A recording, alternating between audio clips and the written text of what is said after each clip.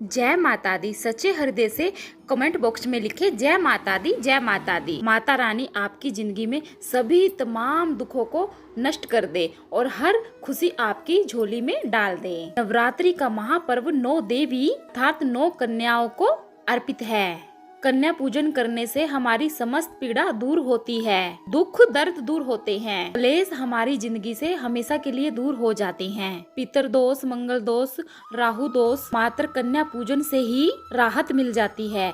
शनि से पीड़ित व्यक्ति को भी कन्या पूजन से राहत मिल जाती है। घर में खुशियाँ आती हैं, खुशहाली आती है। काल मृत्यु घर में कभी भी नहीं होती। इस बार माता रानी हाथी की सवारी पर पृथ्वी लोक पर आ रही है, आ ही चुकी है। नवरात्रे चल रहे हैं और अपने भक्तों के कष्टों को वह माता रानी दूर करेंगी। जब जब माता रानी आती है तब तक धरती पर फूल खिलते हैं और वर्षा होती है, हरियाली की उत्पत्ति होती है, जीवन अच्छा हो जाता है, सफल हो जाता है। किसान के घर जगदम्बा माता का आगमन हो जाता है। इस बार के नवरात्रि बहुत ही शुभ और मंगलकारी माने जा रहे हैं। इस बार शारदीय नवरात्रे बहुत ही शुभ हैं। नवरात्रे शुरू 15 अक्टूबर से हुए हैं और समापन 23 अक्टूबर को होगा। 24 अक्टूबर दिन मंगलवार को ही दुर्गा विसर्जन होगा। जो लोग माता रानी की स्थापना करते हैं, मूर्ति स्थापना करते हैं, वह लोग 24 अक्टूबर दिन मंगलवार 2023 को ही विसर्जन करेंगे। नवरात्रों की अष्टमी तिथि पर और नवमी की तिथि पर कन्या पूजन होता है। इस बार महाअष्टमी तिथि 22 अक्टूबर 2023 को है। इस दिन रविवार है, दिन रविवार का है और नवमी तिथि 23 अक्टूबर दिन सोमवार को है। ऐसे में आप अष्टमी और नवमी की तिथि में इन दोनों तिथियों में कन्या पूजन कर सकते हैं। जिनके यहाँ अष्टमी तिथि मनाई जाती है वह अष्टमी को करें और जिनके यहाँ नवमी की तिथि पे कन्या पूजन होता है तो वह नवमी की तिथि पर करें। पर कन्या पूजन आपको अवश्य करना है। कन्या पूजन से ही आपके व्रत पूर्ण होते हैं। कन्याओं को भोजन आप अपने हाथों से बनाकर आज के दिन जरूर खिलाएं। हलवा, छोले, पूरी अपने घर पे आज के दिन आप महादुर्गा के लिए जरूर बनाएं। शास्त्रों में 9 दिन के इन नवरात्रियों को बहुत ही मंगलकारी शुभ माना गया है। शास्त्रों के अनुसार नवरात्रि में कन्या पूजन करने से माता रानी अभय वरदान प्राप्त करती है। आपकी कुंडली में जो कष्ट होते हैं उन्हें ठीक कर देती है। जिस व्यक्ति ने सच्चे दिल से माता रानी के नवरात्रि के व्रत रखे हैं, सच्चे दिल से उसने कन्या का पूजन किया है, नवरात्रि में हलवा, छोले, पूरी का भोग लगाया है अष्टमी तिथि पर, उसकी मनोकामना को माता रानी अवश्य पूरी करती है। माता की उपासना से विनम्रता का विकार होता है। सभी कष्ट, दरिद्रता, दुख, तकलीफ दूर हो जाती हैं। नवरात्रि में अखंड ज्योत जलाने का भी बहुत ही बड़ा लाभ मिलता है। वही साथ ही साथ कन्या पूजन का बहुत बड़ा लाभ है। कन्या पूजन सर्वप्रिय है माता रानी को। सर्वश्रेष्ठ माता रानी कन्या पूजन को मानती है। कन्या के रूप में स्वयं माता रानी, जगदम्बा माता रानी, वैष्णो 9 देवियां अर्थात समस्त ब्रह्मांड इनके शरीर के कण कण में वास करता है। बहुत ही लोग कम जानते हैं 33 करोड़ देवी देवताओं का वास होता है कन्या पूजन में। कन्या चाहे छोटी हो चाहे कन्या बड़ी हो, कन्या सदैव ही पूजनीय होती है और अपने घर की जो बेटी होती है वह कन्या ध्यानी होती है, यानी कि उसका भी पूजन हमें जरूर रूप से करना चाहिए। अपने घर की लड़कियों को, कन्याओं को दान दक्षिणा देने से धन में कभी कमी नहीं आती है।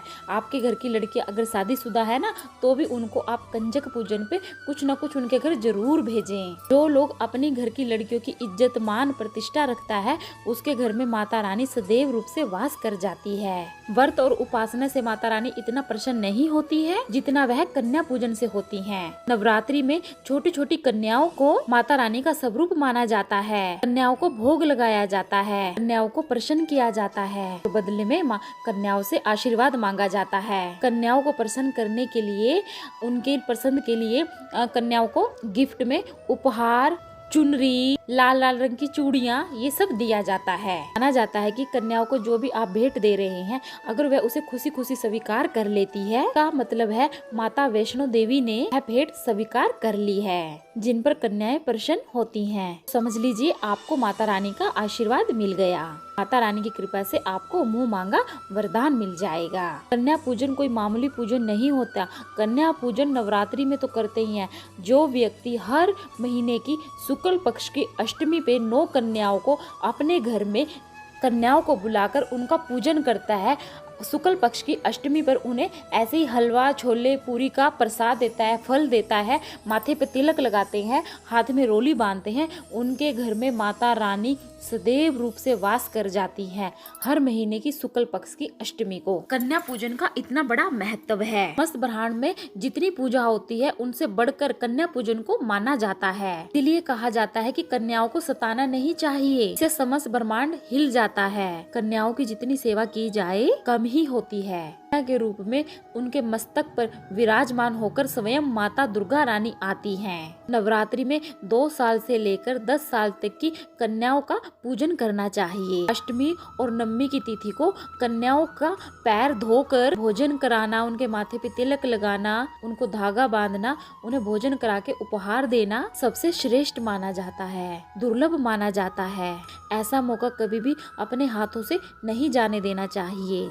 जहाँ पर भी आपको कन्याएं मिले वहीं पर आप कन्याओं को हाथ जोड़कर उनके पैर पकड़कर उनको नमस्कार कर अपने घर पर लेकर आए, यानी कि माथा टेक कर। कोई अपनी कन्या राशि है, जिसकी तुला राशि है, जिसकी भी जो भी राशि है, उस राशि के हिसाब से अगर कोई उपाय जानना चाहता है इस नवरात्रि में तो आप हमें कमेंट बॉक्स में बता दीजिए। हम अपनी राशि को, हम आपकी राशि पढ़कर आपको उपाय बता देंगे, जिससे भी रिलेटेड आपको उपाय चाहिए ना। जब आपके घर में आए उनके पाँव को दूध और पानी से धुलाना चाहिए। खासकर घर के आदमियों को ही कन्याओं के पैर अवश्य धोने चाहिए, इससे माता रानी वैष्णो देवी प्रसन्न होती हैं। उसके बाद कन्याओं को साफ जमीन पर पहले जहाँ पे आपको बिठाना है उस स्थान को अच्छे से साफ कर ले। फिर वहाँ पर आप कपड़ा बिछाकर फिर कन्याओं को वहाँ पर बिठाकर उन कन्याओं के माथे पे तिलक लगाएं, कुमकुम और फूल जरूर लगाएं। आपको ध्यान ये रखना है कि कन्याओं की थाली में कभी भी 3 पूरी ना रखें। कन्याओं की थाली में 2 या 4 पूरी रखें। 3 पूरियां, 3 रोटी हमेशा मरने वाले व्यक्ति के निकाली जाती हैं और जेल में जो व्यक्ति होता है उसको 3 रोटी ही दी जाती है। कन्याओं को खाना खिलाने के बाद अंतिम में उनके सर पर लाल रंग की चुनरियां जरूर उड़ानी चाहिए, क्योंकि माता रानी को लाल लाल चुनरी, लाल लाल चूड़ियां बहुत पसंद है। और जब नव दुर्गे माता रानी हमारे घर पे आ रही हैं तो उस टाइम तो हमें लाल लाल चुनरी लड़कियों को, कंजक को जरूर उड़ानी चाहिए। खाने में आपको हलवा, छोले, पूरी माता रानी का भोग होता है, ये जरूर बनाना चाहिए। खीर माता रानी का भोग होता है, ये आपको जरूर बनाना चाहिए। अगर आप आलू वगैरह की सब्जी बनाकर दे रही हैं तो कंजकों को, तो वो सात्विक होनी चाहिए। भूल से भी लहसुन और प्याज नहीं डालना चाहिए सब्जी में। अष्टमी की तिथि को भी हमें प्याज नहीं खाना चाहिए, यानी कि जैसे होता है ना, कई लोग भी अष्टमी को ही, नवरात्रे पूरे हो गए हैं उसके बाद सोचते हैं कि चलो हम शाम को, अब तो आज नवरात्रे कंप्लीट हो गया, शाम के समय वो अपना जिन्होंने 8 दिन का फ्रिज रखा है प्याज वगैरह का खाने का, वो उसी दिन खा लेते हैं। नहीं, अष्टमी की तिथि को भी आपको प्याज नहीं खाना है, व्रत खोलने के बाद भी। आपको 10वीं की तिथि के बाद ही अपने घर में यूज करना चाहिए, वरना अनर्थ हो जाएगा। काफी लोग आज के टाइम में कंजकों को कुरकुरे का पैकेट, चिप्स का पैकेट ये देने लग गए हैं। वो भी घोर पाप माना जाता है, क्योंकि उसमें लहसुन प्याज का इस्तेमाल होता है, जिसके कारण आपके व्रत खंडित हो सकते हैं। आपकी एक गलती आपके पूरे व्रत को खंडित कर सकती है। डब्बा बंद कोई भी ऐसी चीज ना दे कंजकों को जिसमें लहसुन प्याज वगैरह होता है। कुछ लोग कन्या पूजन में खाना घर पर नहीं बनाते, मार्केट से रेडीमेड लाकर ही कंजकों को खिला देते हैं। दही जलेबी भी खिला देते हैं, जो कि शुभ नहीं माना जाता, क्योंकि माता रानी का भोग, माता रानी का पसंदीदा भोग छोले, पूरी, हलवा ही है। वो गाना नहीं है, माता माता कर दे मुरादे, पूरी हलवा छोले बांटूंगी, है ना।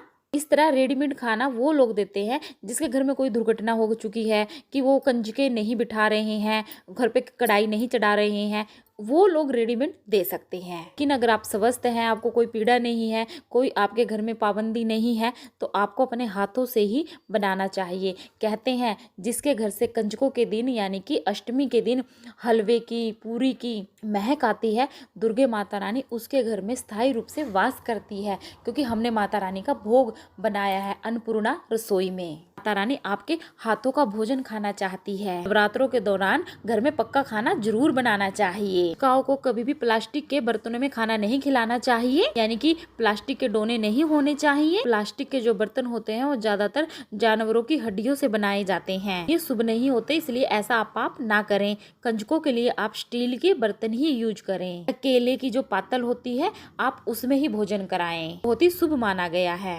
भोजन के दौरान कन्याओं की थाली में आपको 2 लौंग अवश्य रखनी चाहिए जोड़े में। लौंग फूल वाली होनी चाहिए। लौंग माता शक्ति को बहुत प्रिय है। लौंग माता शक्ति को बहुत पसंद है। लौंग में नव दुर्गा का वास होता है। इन 9 दिनों में माता रानी को लौंग का भोग अवश्य लगाना चाहिए। माता रानी को अमृत से बढ़कर लौंग प्रिय है। कन्याओं को उपहार में आप क्या दे सकते हैं जिससे कन्याएं आपसे प्रसन्न हों? कन्या जब आपके घर से खुशी खुशी धन लेकर जाएंगी, माता रानी आपको भी धन प्रदान करती हैं। कंजकों के समय कंजूसी बिल्कुल नहीं करना।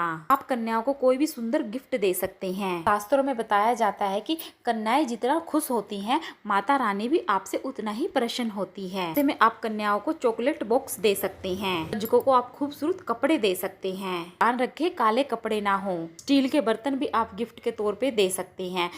स्टील के टिफिन आप कंजकों को उनके स्कूल के लिए दे सकते हैं। आप स्टील की बोतलें, वाटर बोतलें कंजकों को दे सकती हैं।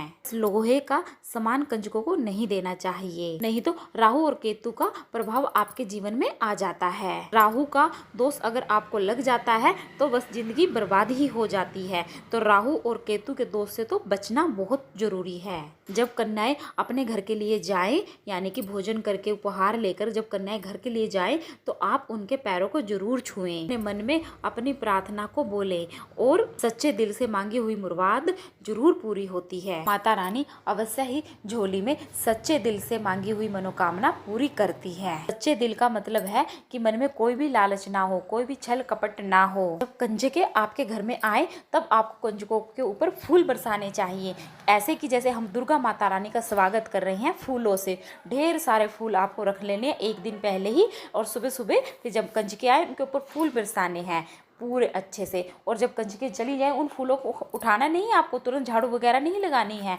आपको फूलों को ऐसे ही पड़े रहने देना है। आपको पूजा करनी है, अपना व्रत खोलना है। शाम के समय आप उन फूलों को उठाएं।